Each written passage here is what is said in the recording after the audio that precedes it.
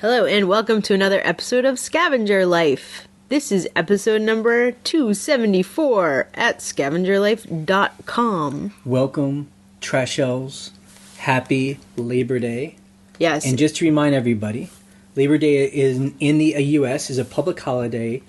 It honors the American labor movement and the contributions that workers have made to the strength, prosperity, and well-being of the country. It is also a postal holiday, so you cannot ship anything on Monday. And supposedly it is the second, I guess a Labor Day a weekend is the second best day for a retail in America. And you know what is totally ridiculous? I completely forgot about that till this morning when we started getting sales. Right. I was like, oh yeah, it's Labor Day weekend. So it's good. That's a thing. So congratulations, all the workers out there, because this one's for you. Okay.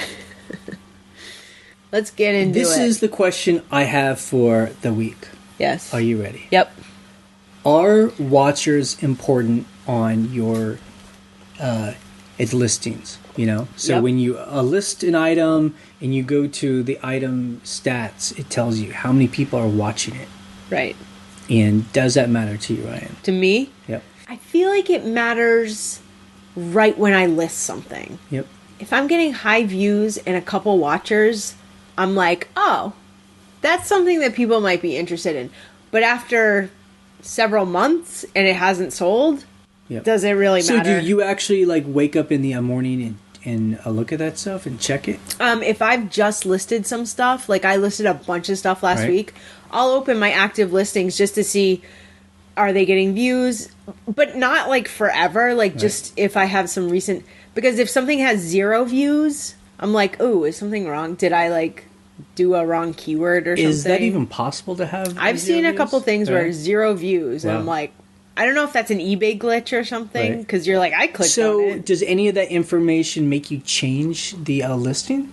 Or is it just interesting? There were, I mean, it's very rare, but like for example, I listed a few vintage aprons. I listed 3 vintage aprons the other day. And one of them I called floral, and it was getting all these views. And one of them I just said flowers. And I thought maybe people are looking for floral, so I changed it. And then the views kind of didn't change. So I'm like, I don't know what it is, you know? Well, I just want to, put some numbers in here. So we sold 36 items this week. Yeah. Out of those, 9 of those didn't have a single watcher on it. Okay. So 25% of our sales didn't have a watcher on it. And Yeah. most of those 9 were like a year old. Right. They had been up for Yeah. 1 year. And I only bring that up because, sometimes we get people on the blog say, I'm not getting any watchers. I Right. just started, Right. I'm looking, there's not enough watcher. It's Right, just, right. they start freaking out. And I mean, for me, I think when we started, I didn't even know that was something we should care about. Right. And I still don't think we Yeah. should really care about it. I don't look at it. Right. And even if I do look at it, I don't know what to do about it. Right. Like there's some items, like I have some really high-end items that I have really high prices on it. They'll have 10, 15 watchers. Honestly, I think most of those are other sellers because they want to see if I, Right. if I sell it for that price, Right. okay, then they can like put it up that high. But And that's the other thing That's too. it. I mean, I often will go on eBay and I might watch an item.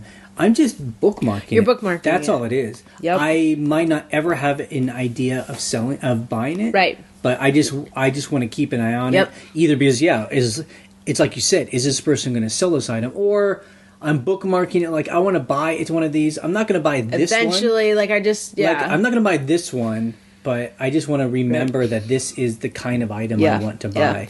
And so Yeah. I just want to bring that up. I mean, so like I said, 1/4 of what we sold this week, Right. no one had ever watched Right. it.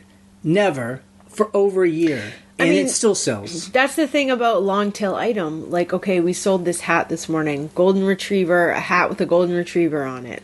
There's, like, that's not going to get 1 million views, 1 million watchers. But one person who's really into that kind of dog, they're going to buy it no matter Yeah. what. Because Although, that's what they're looking for. To be clear, 4 people were watching. Oh, okay then. Yep.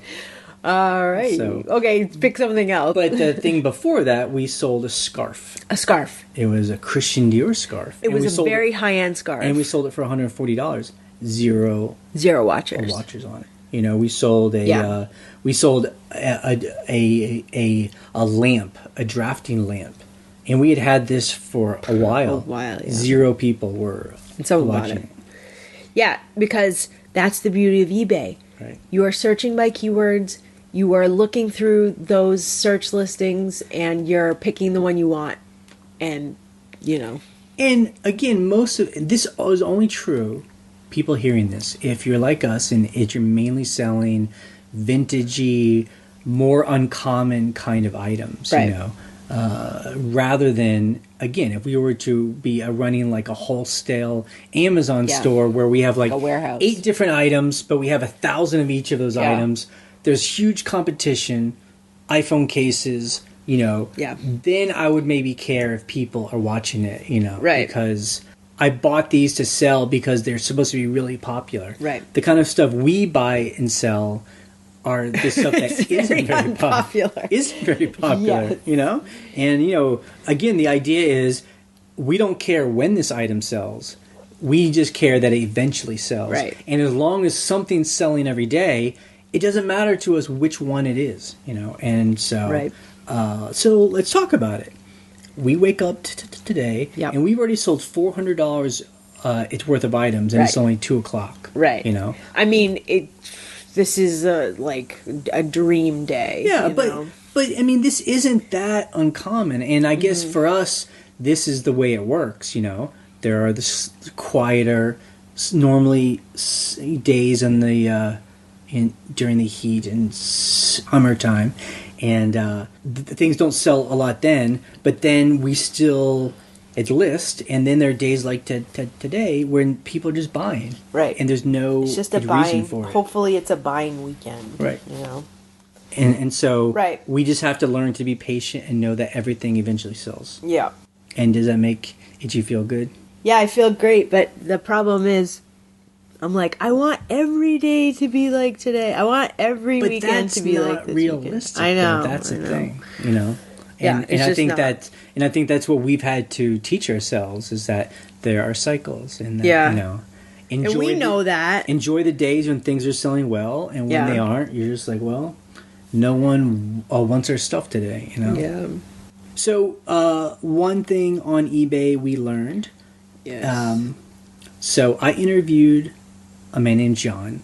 You keep bringing it up. And I know because asking about people it. get confused about it. Yeah. I interviewed him. We have not posted it yet. Right. He sells postcards. Yes. He has like 13,000 Yeah. postcards online. He does very well for himself. It's just a side business. He does this at He has night. a full-time job. We are going to Crazy. post this interview. He will. But he eventually. taught us, because I don't think I'd really noticed it, there are free auctions with your subscription, your eBay subscription. So, Yep. you know, if you have a basic subscription, eBay subscription, you can list 250 auctions every month For free. for free Free insertion fee. as part of your fee. Yeah. If you have it's premium, you can do 500 auctions. Nice. If you have an anchor store like we do, you can do 1,000. Now, we don't do auctions. Right. But it is interesting. He was like, I don't really like auctions either, but because they're free Might as well do them. and I have a big inventory, I might as well just do it because that's saves you some cash. Right. So we've been thinking about maybe going Right. through and checking and trying to put some stuff on auction that we kind of just want to get rid of. Because, you Right. know, even we have stuff where we're like, why do we list that? Yeah, or I've we had don't it for a care. while. I just want to move it. I want to get some people to Like, check what's it the out. lowest I would sell this for and ship it for? Right. So we haven't done that yet, but Right. we're going to. And so I will put a link on the blog that shows you those auctions that you can do. Yeah. So as everyone was talking about on the blog, it's this past week, the eBay fall update has come out. Yes. And this comes out every fall, every spring, so every 6 months. Yep. And eBay makes the announcements of what changes, and as they would say, they're improvements. Right. And the people that hate eBay would say, the things that are trying to kill you. Yeah, exactly. So, you know, it's good to learn about them, and it's really evolve or die. Yeah. So I read through them, Good. Thank God you did, because I didn't want to. I'm not an expert, Yeah. but I'll just kind of generally go over them. You're like this, Jay. I'm not an expert on selling on eBay. I only have a podcast Because I know because I know there are people out there like you didn't say the right thing. So I just want you to know I'm a guy on the internet. That's all. I'm just like all of you. Yeah. Okay. So number one, structured data. That's the first time we've ever heard eBay talk about this. Yeah. And it's good.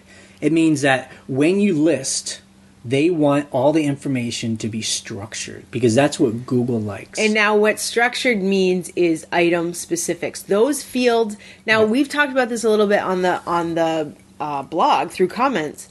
People are like, I have so much information in the item specifics, I almost don't need a description, right. Which I found to be true. I'm like, great item. Like, I don't know what else to I think say. that's why I think that's why people that have been on eBay for a while are kind of cringing at this right. Because it's not what we used to do. Right. Before, when we started on eBay in 2008, and some people were doing it obviously way before that, there weren't really item specifics. You'd be writing a paragraph in your description. So that's why the description was so important because that's where you had to put measurements, everything, color, because there was nowhere else on eBay to do that. And then eBay started getting smart, like, we should just make all people that list put that information in there instead of making the description be these huge novels. Yeah, literally a novel, like crazy. With templates, and we had that too. Yeah. So now, because it's getting to be more like Amazon, where all the information is put now in a structured fields, data fields. So that way Google can search it, and because all the information is there is less a reason to put that in the description. Like, why, put all that information up there? There's nothing again. to put there. Yeah. So the one thing people were talking about is, and I think this is February 2017, everything new will need a UPC code. Now, I'm confused. Now, I believe that is for certain categories. Because if you have a new item in a vintage category... Well, that's what the confusion was. Like, if you find an item that's new in the packaging that was, like, thrown in someone's closet in the 1970s... Right. Because I found stuff like that. Yeah, all the time. And we sell that stuff as a new. Dead stock. Right. Used, and people love that stuff. Right. How do you put a UPC code?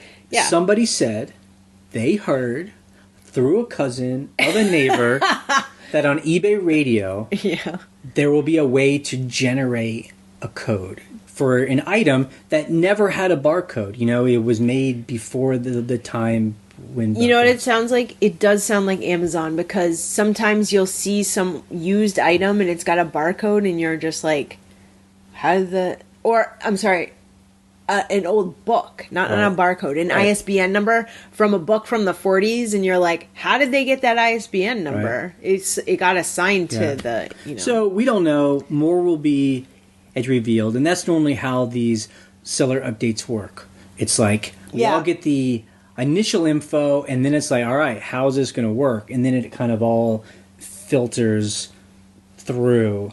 And sometimes they push the deadline back when they realize people haven't caught up. So, I don't know. We just know it's good to know about this stuff and to figure out how we're going to have to do that.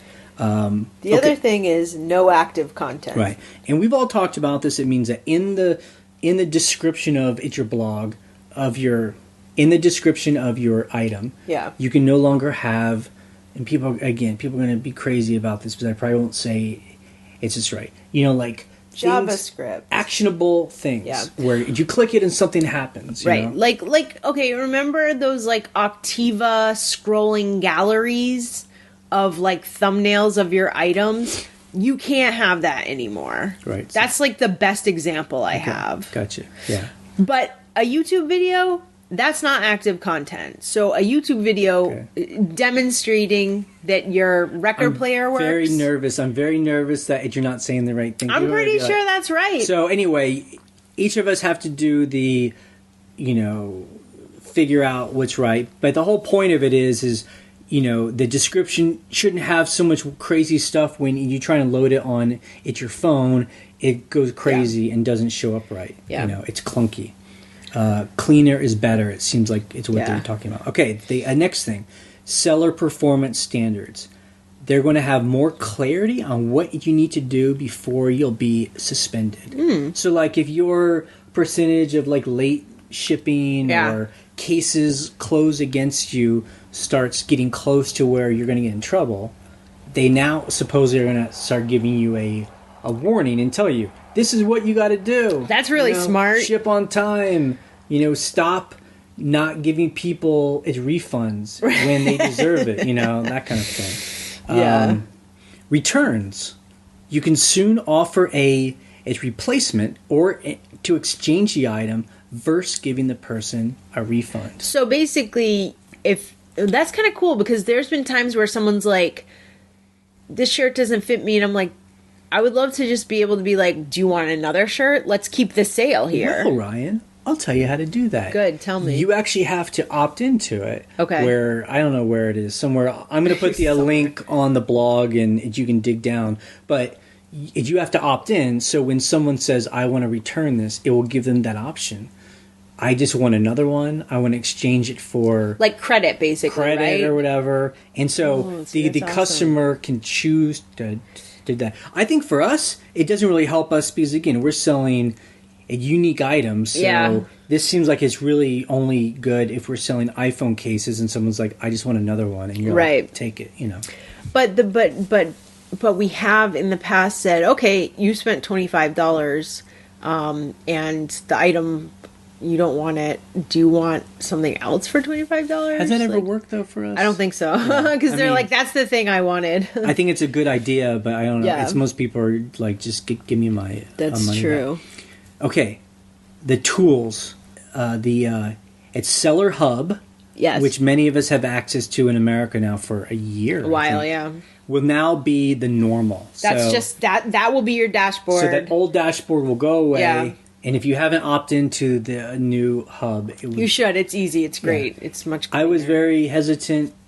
It's like I always am. It's great. It's much more dynamic. I've always said, like, why can't they have a Google Analytics for eBay? It definitely isn't Google Analytics where you can really dig down. But just there are, like, graphs that change and you can kind of keep an eye on things. It's good. Look, it's better. Yeah. And no turbo at listing anymore. Okay, turbo lister, they're like, forget it. Yeah. Like, it's done. And if you don't know what we're talking about, good. Don't worry about it. It doesn't matter. Okay, some categories are changing. I'm not sure what happens if your stuff is in those categories. Like, what happens? Again, I'm going to link to the update, and each of those is broken out into topics, and you can dig down. Mm-hmm. I mean, eBay does this every so often where they merge categories and pull other categories apart, I guess as they figure out where people are putting their items. So, yeah, I don't know exactly. I wonder if what happens is they like kick it out and then they unlist it and then they say, you got to change this. Right. Yeah, they might do that. And fee changes, there's only one, so no one has to freak out. All the fees are the exact same as they always have been up till now, except for when you do an auction and you put a reserve price on an item, that's going to change. It's going to go up a little bit and they're doing some tweaks. Look, who cares? Reserve prices are for jerks. Who puts a reserve price? No, someone's going to comment on that, I'm sure. And be angry about it. Yeah. Just start at the price you want. Yeah. So that's it. That's a seller update. I don't know. It's it doesn't really seem that big of a deal. To me, it's good if eBay's trying to structure their data better, so items can be data. And, there was about a month ago, some of us in the blog, in the comments, were experimenting with where are eBay items showing up in Google searches. That's interesting. And, I'm not a scientist, but I was just putting in, kind of random items. Random search terms? Like vintage stapler and, different kinds of, some kind of it's glassware. And just put it into Google and see if any eBay items show up. I found that sometimes eBay would not show up on the front page. Let's see. I'm doing vintage stapler right now. And sometimes eBay would be in the top 5. And to me, that's an improvement from how it was 4 years ago, I guess, when like Google really hurt them. Okay, so here's what came up. Vintage stapler on Google. So the shopping, Etsy. So there's 5 results. Etsy. eBay is 3rd. Shoplet, and then Target. Got it. So eBay's 3rd. How about like down below? Yeah, down below. So the first link is popular items for a vintage stapler on Etsy. Second one, Etsy. Then there's the images, and then the third one is Stapler's collection on eBay. So they're basically the 3rd results. Etsy's the top 2. I'm sure eBay's like, darn you, Etsy. But to me, that's a good thing. They're on the front page. That eBay is now back. Yeah. Starting to get back. Because they were not on the front page before, which is a travesty. That's a good thing. Okay, enough about eBay. Let's talk about our, continuing Amazon experiment. Yes. We started selling on Amazon FBA back in March. February? I think it was February 1st or something. Where our friend Vic gave us a tutorial and really helped us. I couldn't have done it without Vic. Walked us through the whole process. Yeah. And so we have really been... After we spent about 6 weeks kind of going hard on it. Yeah. Finding stuff, mailing it in. We got our inventory up to about 1,000. Yeah. We're down to about 800. Yeah. We send in a couple boxes every couple weeks. Yeah. Mainly like books and little things as we find it at yard sales that are new in the box. Right. And, it's kind of just a steady stream of small income. Right. It's nothing amazing. The fun things is when we've been able to find a bunch of one thing. Yeah, those are great. Which is pretty rare, but like if you find, sometimes you'll go to a thrift store and they'll just have a basket of new items. Yeah. And they aren't very much. Like when we were in Portland, we found like a big box of dinosaur stickers. Like jumbo dinosaur stickers. And they were new and wrapped and they had a code on them. And we just bought them all, like a big box of them for $10. I mean, how many were in? There was like 200. Right, and then we actually made them in packs, in 3 packs. Packs of 3, yeah. We mailed them in and we sold them for like $15 a pack, and they've just been. And we mailed them in from. It was from Bend, Oregon, actually. Bend, Oregon, yeah. So just as an experiment, just like no one else had that listing, so we were like, we made our own listing and we've sold a few of them, and it's just like the ultimate list it and forget it. Yeah, exactly. But, I hear people are really starting to talk about, like my friend Michael said that he had his best month on FBA. He's the one that has like a warehouse and has a couple of employees, and he buys huge loads of books and stuff. He's making tens of thousands of dollars, gross sales. Right. And I guess that's because it's like school is starting, so like textbooks and people getting ready for Christmas time, so it's always interesting. Yeah. Okay, random. Some random stuff. Yep. So this isn't just about eBay or Amazon. This is about scavenging. This is real dirty scavenger. And we've talked about this before. I mean, scavenging goes down deep into every inch of our lives. Oh, yeah. It's like, look, if we're driving into the city for one reason, you have to make the trip good for another reason or another reason. It takes about an hour and a half to drive into the closest large urban area. You know what it means? You gotta get into traffic and just, it's a whole thing. It's kookiness. It's a whole day. Us. But a city is where there's a lot of cool stuff for free. I mean, I can't believe people that don't live in a cities. I mean, I hope that they take full advantage. I would just live on Craigslist. Like, if we lived in the city, I'd just be on Craigslist all the time. So we've talked about it before. We burn wood for heat. Yeah, in the winter. We don't have another heater. Well, we do, but we just don't turn it on. Yeah. So we just have our wood stove in our very insulated house, and we get our firewood mainly from DC. For free. Because people are cutting down huge, big red oaks and hickory. They want it removed for free. They don't want to pay to have it removed. So around this time of year is when I like to go in and get loads of wood, which I did this week, but I didn't want to just go in just for that, so I found an online auction. Yeah. It's like an online estate sale. Yeah. And I bid on some stuff, which I won. Yep. So I went to go get all this wood and got really dirty and sweaty. And then I went to go pick up these estate sale items. These, like, fancy items. In, like, it's Northern Virginia. We know one of the richest counties in the country. It was at a mansion, a literal mansion. And it's, like, all these, like, upper middle class, like, people buying their mid-century modern stuff, and it's me all sweaty and dirty, and I'm like, giving me all my stuff. Yeah, like, come on. But it's great. So I got a lot of good stuff. I normally don't buy on online auctions, but right. I paid $200, and I got some higher quality stuff. Yeah, good stuff. And I think I got a good, good you got some stuff that I think they didn't realize what it was. So it's kind of like that's very rare. Right. And actually we went back to DC the same week because we travel overseas every year, and so we get really sick of being in line for customs. Yeah, so check it out. At first we were like, my mom kept being like, you should do TSA pre-check. So we like got ready to pay for that. It's $80. And we went to TSA pre-check like to do the interview, and they're like, just so you know, this is just for domestic flights. And we were like, Jove! We were like, what? So we didn't pay for that. And they were like, you can do global entry, which costs $20 more. And that's through another government organization. It's a whole other thing. It's through customs. That's a whole other process. And it's $100. And we were like, oh, that's what we want.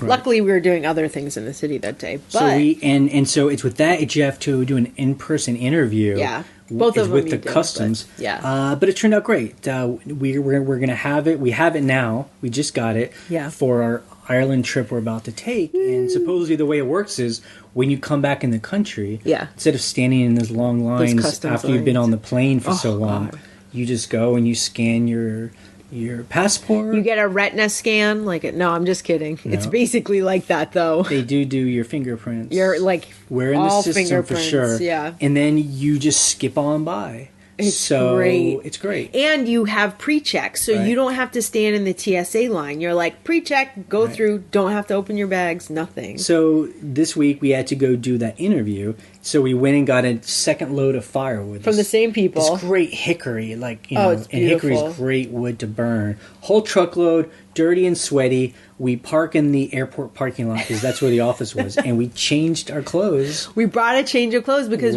there. We knew, number one, we'd be sweaty and we'd have dirt and like tree bark all over us. Right. So we changed. We looked nice. I was like, wow, that was incredible. Just changed in the parking lot, like literally. Yeah. We were like, we don't care. We're changing.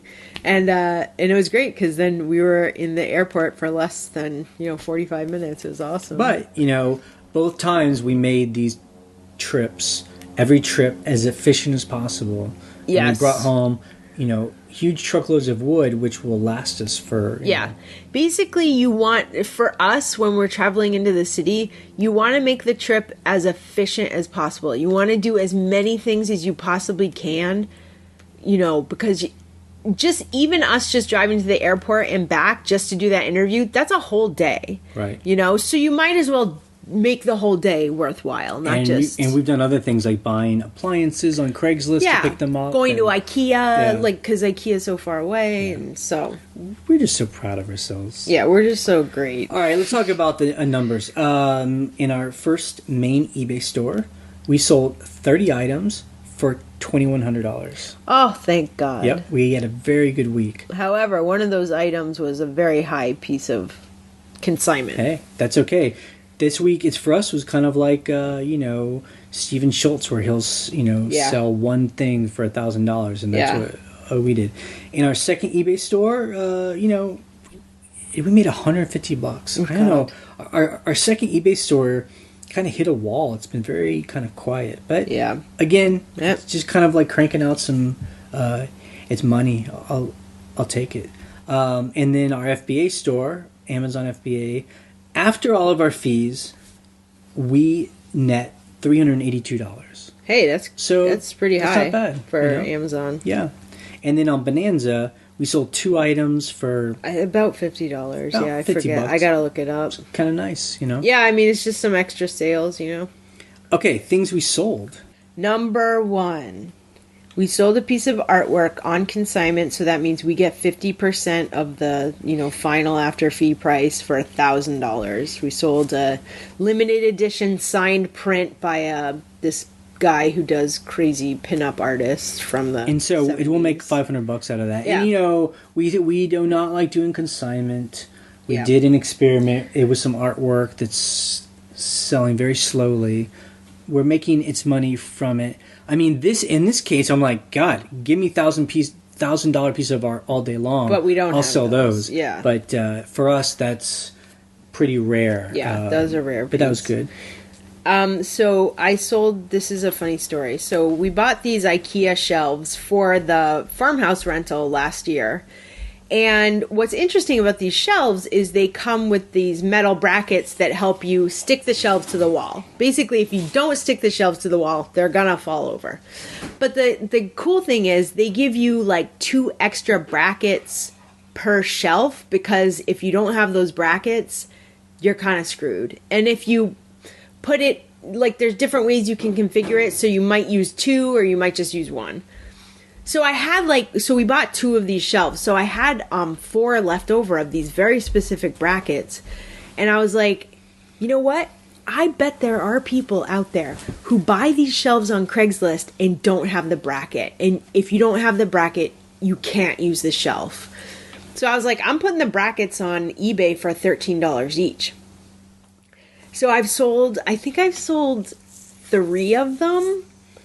And if I sell the 4th one, it'll equal the price I paid for one of the shelves. All right. $50. All right. So I'm like, I basically just got the shelf for free. So there's little things like that because it's such a specialized piece. Yep.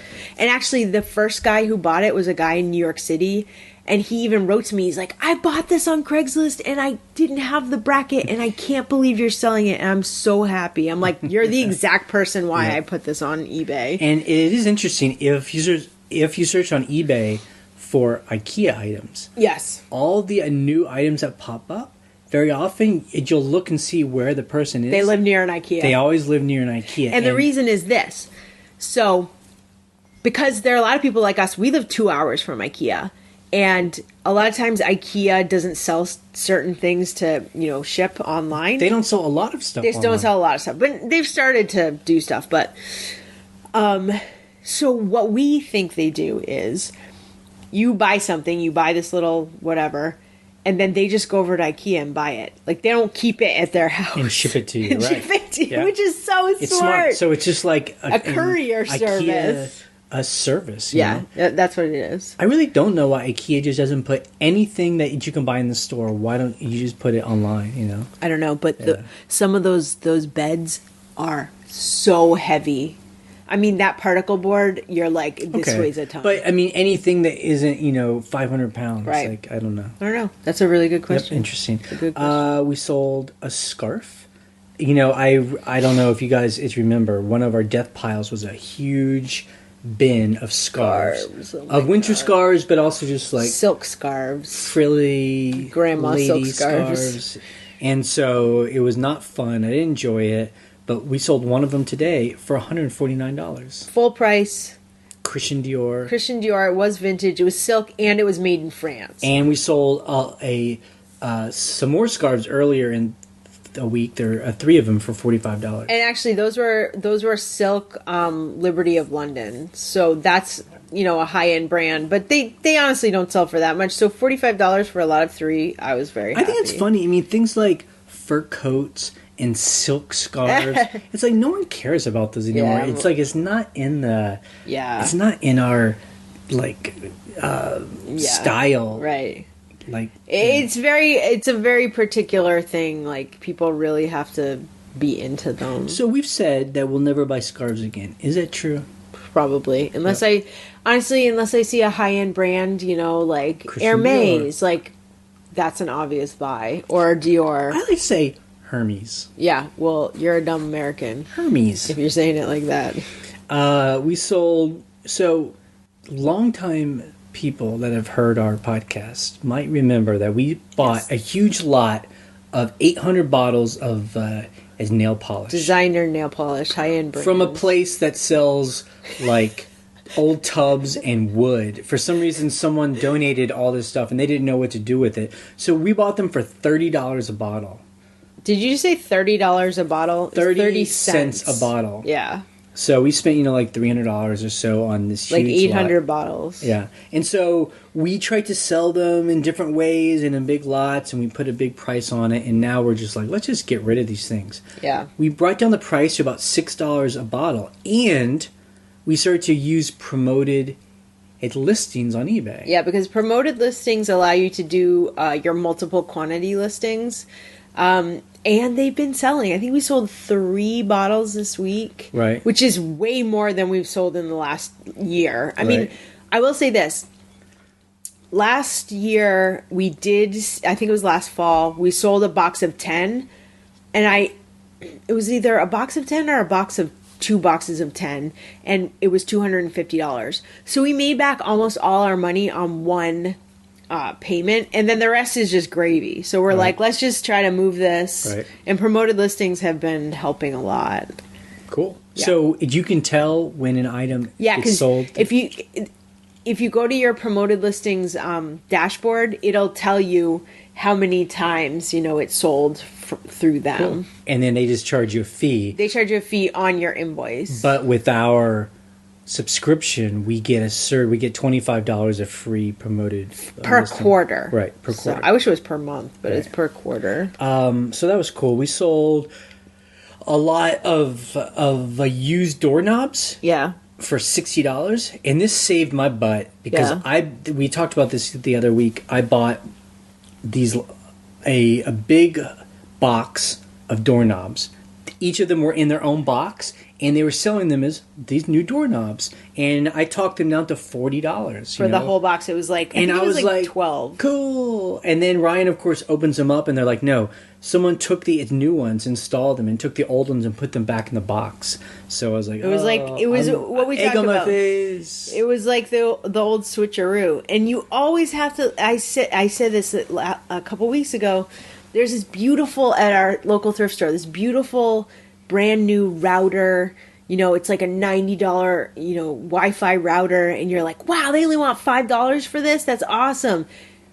And they had it taped shut, and I was like, I'm opening this. So I opened it, and it was the old router. Right. Someone was like, get rid of this crappy old router. I got the new one. But this is why Ryan and I are a good team. Ryan was like, I'll still sell these because, like, her father is like a landlord. Yeah. It runs as rentals. She knew that there would be some guy that has an apartment building that would buy, all of them. He always needs them. They weren't in bad shape. Yeah. They just had paint flecks. Yeah, they're used. But the beautiful thing that whoever put those in, they put every single piece of hardware back in the little like plastic bags. Yep. So every piece, every screw, every like whatever those things are, they put everything back. So I was able to say has pretty much all the pieces you need to reinstall this. And like, but guys like that, they'll have like boxes. Oh, they screws right. They have boxes of screws. They're going to be fine. But the great thing is there are people who run big apartment buildings, and someone's like, my closet door is broken. Great. Here's another, whatever.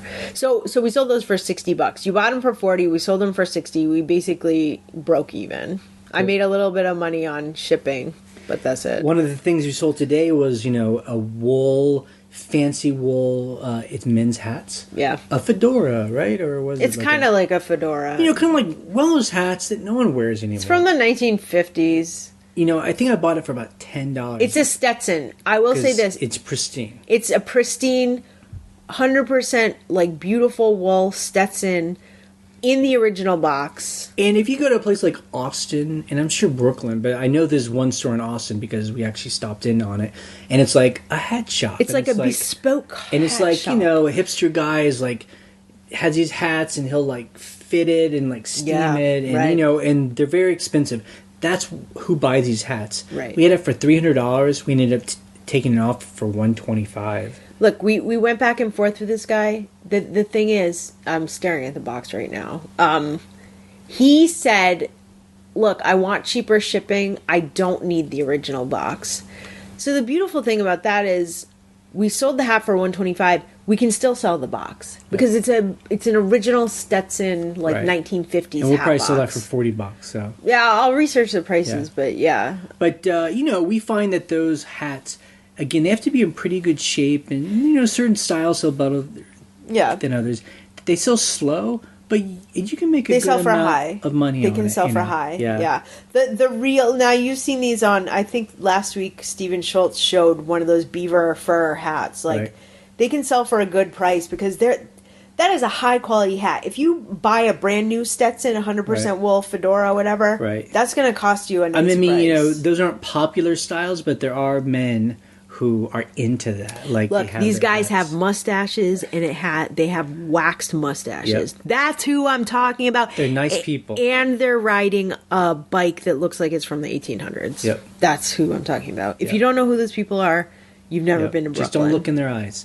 Just don't look directly at them. We sold a corncob pipe, like a vintage, old guy, Kentucky guy, like smoking out of a corncob pipe. It was new in the box. From the old days. Probably from the 60s or 70s. But it's one of those things that was like at the bottom of like a box lot, But we sold it for $36. You know what's funny? I saw this corncob pipe in our storage the other day because I was going through looking for something else, and I thought, it's funny that hasn't sold yet because it's such a cool thing. And then 2 days later, it's sold. So what does that mean? I just think it's funny because eBay somehow knew that. No, I'm just saying it's funny when you think that and then it sells because someone else had the same thought. Like, hey, that's cool. A couple more things it's want to talk about because it's fun for us to think about the things we sold. Right.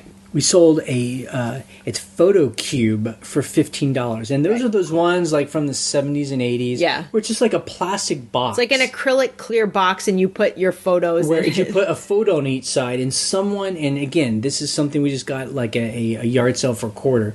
Someone had put a Polaroid on each side, and it was like of a guy like in front of his car, like a muscle car, and like with the engine open and with it all chrome. Look, it's a very specific car. I'm pretty sure it was like a Camaro SS. Right. I even looked up that it was like a 1977 Camaro SS or whatever. And I mean, for car nerds, you're like, dude, that car is gorgeous. And these two guys are like kind of redneck guys with mustaches and like ringer t-shirts from the 70s. Anyway, it was just cool. And someone bought it for we took an offer of $15. But that was like such a cool sale because you're like, some person in New York City bought this. Why? I don't know. But because it would just look cool on a shelf. It would just look awesome. Or take those photos out and frame them because they're such an very awesome. Authentic. Yes, very cool. We sold several knives. We've talked about that before. That was something we sold on Bonanza. We sold a knife for $30. I just remember that. And these are just like when you're at the thrift store and and there's that whole mound of silverware. We've now started going through it, and if you know the brands, you can pick out like the steak knives and the cutting knives, and they can sell for good amounts of money. Look, we learned this from Mr. Customer Service. I would never in my life have looked through the knives or even known which knives were good. But you start to see brands and you're like, oh, I'm pretty sure that's like a good brand. And Wusthof. I mean, those are top of the line. Of course. I mean, Henkel. Just do kitchen knife. Sold highest to price, lowest, and just learn those. There's some vintage brands. If you see brands made in Japan, made in Germany, made in France, you got to get those ones. It doesn't matter what brand. Okay, Saboteur. You know French, but is that how you pronounce it? Saboteur. Saboteur. Those were some that I sold this. One of those I sold this week. And then we just sold a bunch of bread and butter stuff like hats, shoes. Like we sold a good number of just hats. Just like random and then golf shoes, hats, whatever. Bread and butter, my friends. Delicious. Customer service issues. Customer service. No, we didn't have customer service issues. We had customer issues. I don't think it like that. Just two people returned items. One was a hat that we had that we'd actually said was a certain size. And she disagreed, said that its measurements weren't what we said, and she said it didn't fit, and she just wanted her money back, and we gave it to her. But this is an example of... No, that's not true at all, actually. Huh? She said, I want to return it. I'm opening a return case. It doesn't fit. It's automatically approved, so now she has to mail it back. And I'm waiting for that to come back. But... I will give her money back. I mean, she might not mail it back, but she's going to get her money back. Yeah. But this is an example of when we argue about should you do measurements or not. I mean, this is an example of you can do as measurements. Like I did the circumference of the head, and she said that I did it wrong. And even if I did do it right and she's wrong, what am I going to do? How are you going to prove that wrong? So it's just one of those things where I'd rather just have just said it's small and just, It's a small, exactly. And what's sad is I did say it was small and I put the measurements. Yeah. So another thing that was returned was just a pair of earrings that someone didn't like. But the funny thing about this return is when you say you just don't like something, they pay all the shipping plus the restocking fee. So for me, that's fine. I'm like, sure. I mean, I don't want to give someone I don't want a return, but I'm like, you're paying for it. Yep. Honest person. Yeah. So I gave her her money back and I relisted them and she gave me positive feedback right after that. So I was like, okay. So some things we learned in the comments. It's Cindy from Amazing Taste. Yes. She's got a great store, sells a lot of clothes, her and her husband. We talked about her last week where she, said her husband got ill or sick and had to go to the hospital. Right, was out of commission. He seems better now, although I think he's going to need some work done. But she had brought up the idea of if you have a partner and your partner gets sick, what's your emergency plan? Right. And so she followed up with things like make sure all the passwords for all of your sites are known. Right. And I think that also goes for like bank accounts. PayPal, just eBay. Your credit card, your electricity bill, you gotta know all that stuff. Because Ryan and I both actually have different sites that not both of us use, right? But we both know where the passwords are if needed. Like if I had to get into certain whatever things, like the other person needs to know how to ship packages for every site. So I guess not just eBay, but any kind of site. Anything, yeah. The other person needs to know how to put the store in its vacation mode, to hide everything. Hidden mode, or to change extended handling time. And also how to answer, customer issues. Questions, Which it's for us, not a big both deal. Do it, but if sometimes people have partners and one person doesn't talk to the customers and they need to learn how to do that. Right. Well, I should definitely show you how to ship stuff. It's really not hard. It's not hard at all. You just need to see, this side, how to do it. So come on over. Real quick, why don't we say you were like frozen. Yeah. In like an ice cube. Yeah. And no one could get to you. Right. And things sold and I pulled it. If I were just to take that stuff to the post office, okay. Don't be angry. Shaking my head already. Don't get so angry. No. Let's just say I did that because I wanted stuff to go. How much more? What percentage more would I pay? It depends on the item and the. Give me a ballpark. I would say 20% more. 20% more. Okay. You pay. Yep. If it's heavy and big, sometimes it's 50% more. Yep. I mean, it's crazy how cheap it is. But the beautiful thing is, I have to tell you, it's so easy. Ryan, I would never do that. I'm just asking. wondering. It's really not bad. You're not gonna whatever. It's not bad. I know. I mean, see, Ryan has this thing where she thinks I can't do things like wash clothes or whatever, and I'm like, Ryan, or she thinks I can't find my way places. I'm like, Ryan, it's number one, I'm older than you are, and number two, I had a whole life. Yeah. Because we got together when I was in my 30s. I mean, I had a whole life before you where I did all of these things. And your life sucked before me. So I mean, take that. Just because now that we're together, you enjoy doing certain things. So why are you asking me if you're going to go to the post office? Because you're not going to go to the post office. You know what? You're going to figure it out on eBay. It's an intellectual... I don't like curiosity. Yeah, okay. That's all. You can do that. You can go... Look... Worst case scenario, but here's the thing that sucks about that. You go to the post office, say you have 10 packages. Well, guess what? You're going to go home and you have to type in all those tracking numbers one by one for each package. Okay. Oh, God. How are you going to know which one's which? You're like, this one went to St. Louis, What but happens this if I other don't? one went Now, real quick. That okay. sucks. Intellectual curiosity. If you don't put the tracking in, is the worst that happens I don't top-rated have seller top-rated gone. seller? And your person's like, I never got this. You never put tracking. But if they Item don't... not received. But if they don't do that, then... Now, does first class have tracking? If you print the label, yeah. If you print the label. Yeah. Okay. Cool. That's why you pay $260 for first class minimum. Yeah. Because you're paying for the tracking. Right. Can you send it and not have Tracking? a number on it and it's cheaper? I haven't done it in so long. Right. Yeah, I think so. It might be $1.50. Okay. But then you don't have tracking. Right. And you're like, this stinks. I'm all about tracking. Tracking. Okay. I always want tracking. I would always do it the correct way. I'm just wondering. Okay. All right. You know it's hard for me to wonder. Okay. Last week, and on the blog, continuing into it's this week, we've all been talking about Vero claims. Yeah. VERO. Yeah. And I'll put a link to it on the blog if you don't know it's what it is. But for some reason, it seems like, I don't know, we've never gotten a Vero claim. But this I week, don't think so. people were popping up like, I just got one. I got one too. Well, and this is where, eBay wants to assure owners of, brands that they're not going to allow counterfeit items to be sold on eBay. So companies can flag items and say this is counterfeit, and then you get a Vero violation, and then it takes your item down. Look, the weird thing is that Cindy happened to say, hey, take down anything that says Velcro. And we were all like, what? And then someone's like, I just got a Velcro Vero claim. Like, Right.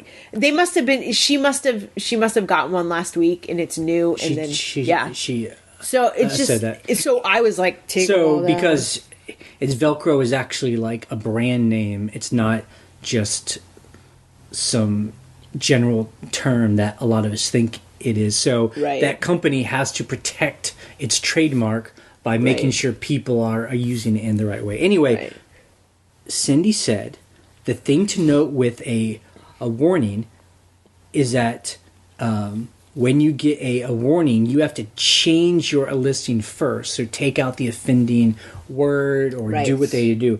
Then you have to end it. Oh, then you have and to... you Oh, see, I didn't do If you that. just end it without changing it, then it's still on the site as unsold, and you could still get that strike. You know what's crazy? Yeah, you can get a strike on things that have either already sold or Right. that you've ended. Right. It's so weird. You're like, why would that happen? That's crazy, but it does. And it seems like the people who have problems is with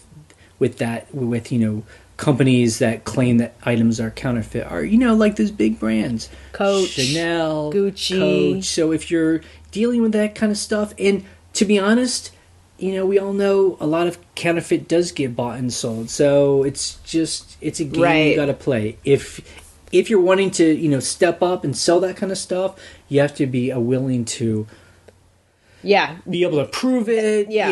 whatever, take That's that the chance, and people are like, well, why did mine get taken down? There's like 1,000 others. It's just Right. like we always say, and what we were told on eBay a long time ago.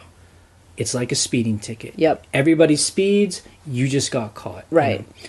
So another commenter on the blog said, she said she had a Vero takedown, and she called eBay, and they told her 3 things. You would have to have as many frequent and blatant violations to lose, the access to your store. It's necessarily 3 strikes and you're out. And that's weird because that's what eBay says on Right. the page. If you get caught 3 times, you're out. So that's kind of weird that they're saying something different. There is an appeal. You can't appeal these items. So that's interesting. Number 3, they told her it's not a bad idea to send a message to the copyright owner and apologize.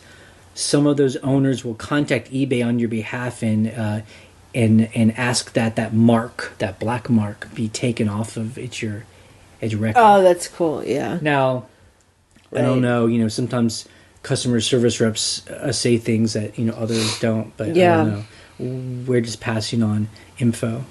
And just the last thing on this, to me, this is what I imagine it is.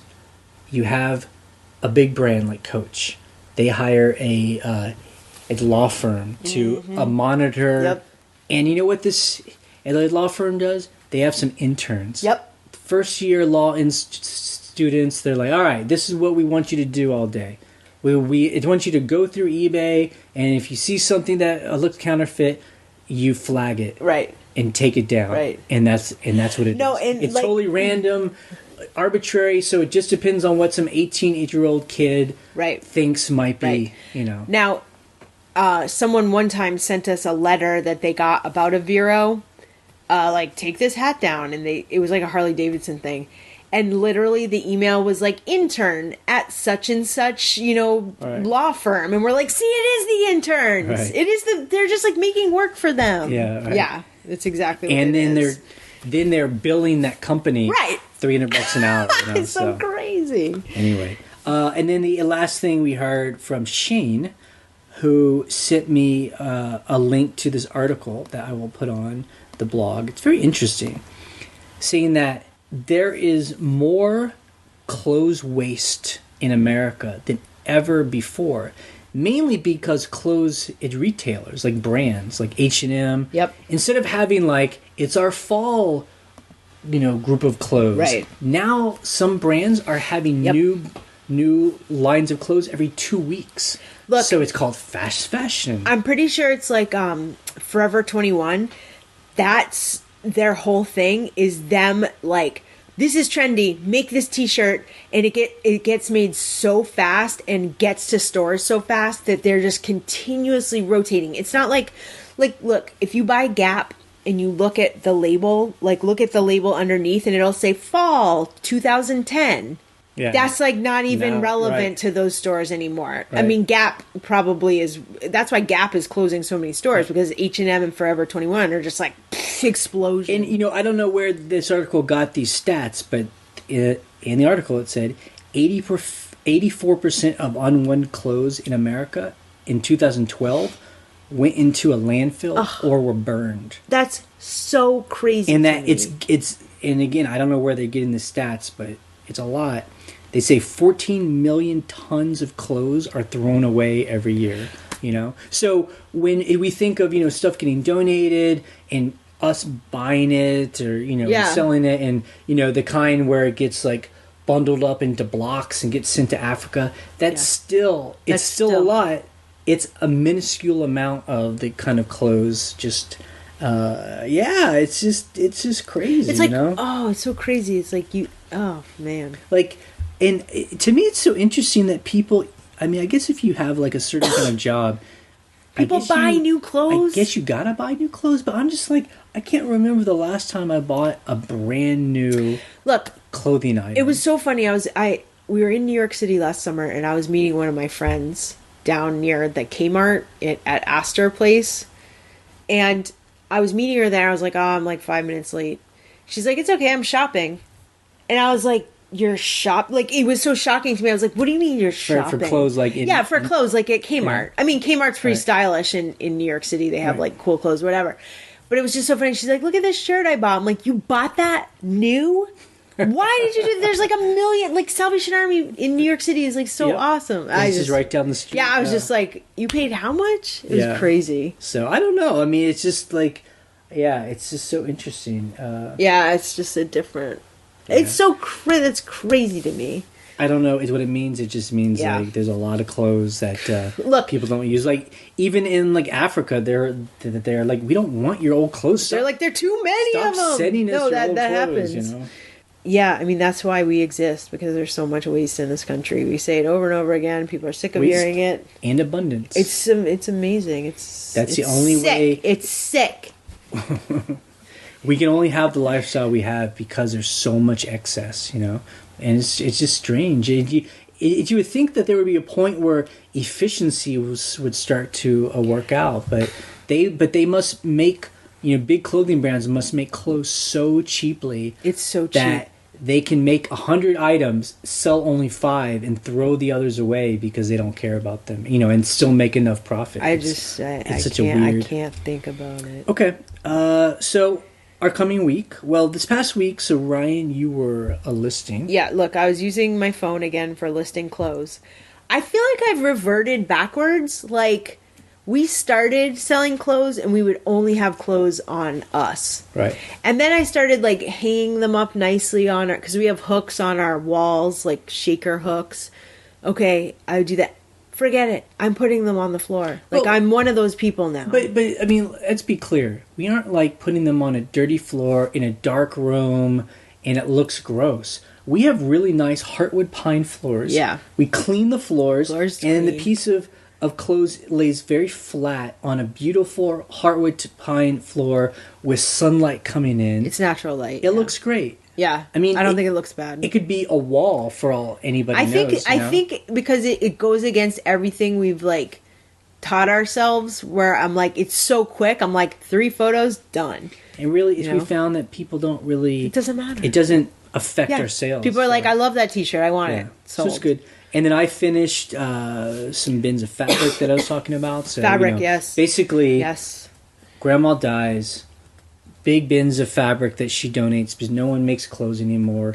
Beautiful wool, and we found some silk, and look, enough people do make clothes that they buy our stuff, but the people at that thrift store are like, this is just garbage. So we put them in lots. I take pictures of them, I measure them, and then we put them in bags with numbers, and it sells. Yeah, fabric sells well. And so this week I am going to be taking pictures and writing descriptions of all the stuff that we recently bought. There's a big pile of it. It piles up fast because I'm keeping up with what we're bringing into the house, so none of it becomes death piles. Right. Literal death piles on the front. And you're going to continue with I'm going to keep going with coats, sweaters, wintry things, because I have mountains of those. I think you could finish the men's and women's coats and winter clothes this week if you did 20 a day. Because the beautiful thing is, if I'm not distracted, don't have to run into town, run here, run there, I can do 30 a day. Right. I mean, I do what I do is I do 3 sets of 10, because that kind of breaks it up, and I can go list them, and I can take a coffee break. And it's always about breaking it up. Yeah. Like, whenever you start feeling overwhelmed, there's a huge pile. Just take a break. All that you think about is just do 10. Just do 10. I make 10 drafts. I put it in a category. Okay, women's jackets. I go take the photos. The photos are really fast. There was one time where we had to leave the house at like 4 o'clock, and it was 3 o'clock. And you're like, well, just get those 10 done before we go. And I'm like, I can't do that at first I was like, I can't do that in an hour. And then I was like, well, I'll do what I can. 20 minutes went by. I was like, oh, I just did 10. That only took 20 minutes. That's crazy. And, all that being said, this is our last week at home. Yes. On Sunday, in 1 week, we fly to San Francisco, where we're doing a video job for a week. Yep. Then we're going to come home for a week, and then we're going to fly to Ireland for 3 weeks. So we do this twice a year, where we take these other kind of jobs, our career jobs, twice a year, mainly because it lets us travel. Let's not call it career jobs. Let's call it technical jobs. Okay, but these are our jobs where if someone says, "What's your career?" and you're like, I'm a video person, right? Like that's my career. That's my training. That's my trade. My trade, yes, that's true. Rather than like I'm a scavenger, but, right? Anyway, so we do this twice a year. We did it back in the springtime. We worked all at home during the summertime, and now we get to go. Number one, we're going to make it's money. Yes. And number two, we get to travel. So in Ireland, we're going to work for a week, and then 2.5 weeks we're just going to enjoy ourselves. And Ryan's going to learn how to drive on the opposite side of the road. Yeah. I'm trying not to think about it until we get there. You'll do good. Like, oh God. I think your brain works better than mine on stuff like that. Yeah, that's true. Yeah. I need your calmness and then my technical brain, and we can do it together. I'll say, which way? Tell me where I'm going. Yep. Tell me how to do it. Okay, let's listen to some voicemail. The phone number is 540-407-8486, and you can call us anytime and leave a message. You have 3 minutes to leave a message.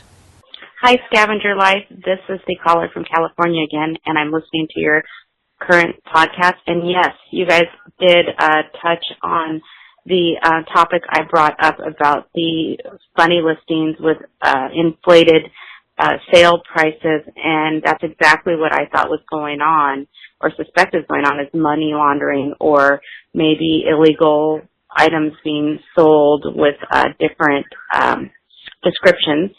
And also, real quick, have you guys ever looked into opening an Instagram store? I'm seeing a lot of people doing that and tagging vintage items, vintage furniture, and different things, and then just linking their PayPal account. Let me know what you guys think. Take care. Bye. So, yeah, number one, we had been talking about that is last week.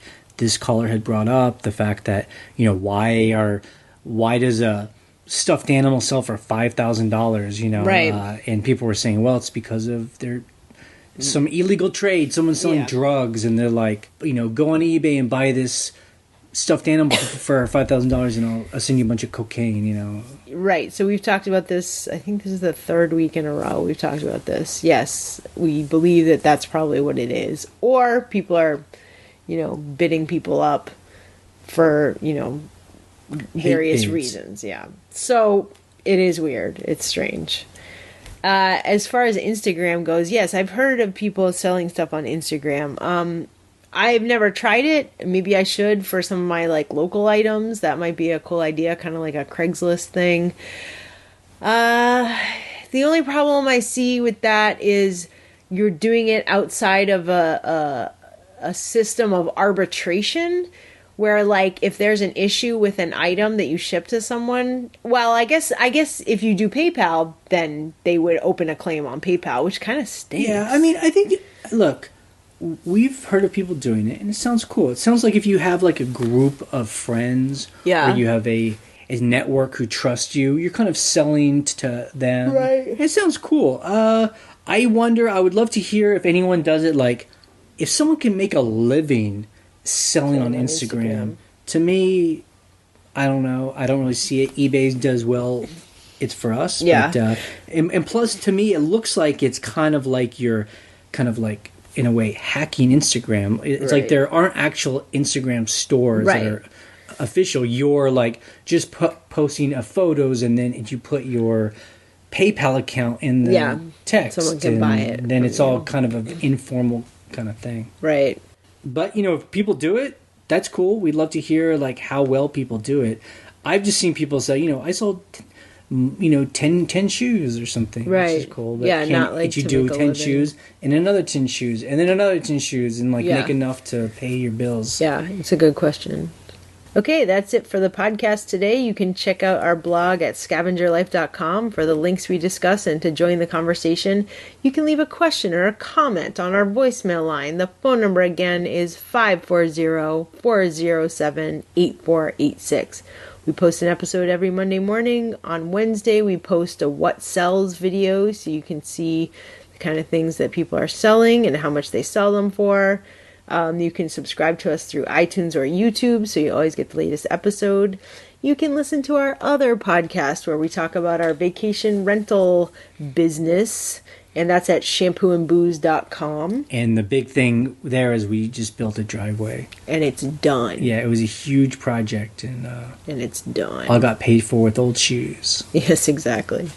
Okay, we're ending this podcast in 3, 2, 1. Bye.